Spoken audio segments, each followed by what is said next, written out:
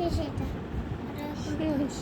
না আরো আছে, করো ভিডিও করো।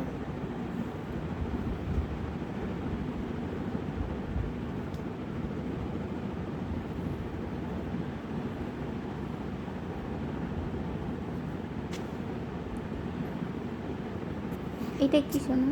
হ্যাঁ, এটা গাছ। তাহলে এটা কি? এটা এটা হচ্ছে ঘর দিয়ে ধোঁয়া বের হয়, দেখো না? এটা সূর্যমুখী। এটা হচ্ছে কি বলতো, মেঘ। ফুল দিয়ে যে ফুল